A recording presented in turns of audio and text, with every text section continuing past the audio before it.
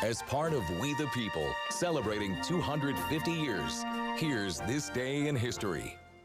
Charlie and I are on the couch, and that means we are counting down to America's 250th birthday, which is next summer. So we are sharing our We the People series, the people, places, things that have shaped our country from the past into what it is today. What you got for us today, Charlie? All right, on this day, November 12th, back in 1836, the territorial governor of Wisconsin, Henry Dodge, signed the first law passed by the Wisconsin territorial legislature.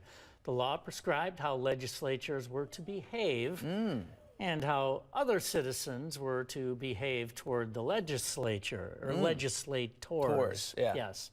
The state and lawmakers have come a long way since creating the legislation in the state capitol building, seen here. One thing the law authorized was that the assembly could punish any citizen found guilty of disrespect, disorderly behavior, or threats in the legislature. Legislators could also be thrown out of the assembly based on a 2/3 majority in either house. This law did not stop lawmakers from getting into arguments or even physical fights. Wisconsin would go on to become a state 8 years later in 1848. That is this day in history, November 12th.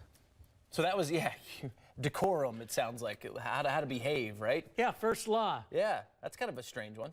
Yeah. In Belmont, it was signed, huh? In that white building we saw. Yeah, and if they passed that law, just imagine what was going on if they felt they needed. This is the first law we are going to pass. We got to cool things down. It's getting contentious a little bit. Yeah. All right. Thank you, Charlie. Yep.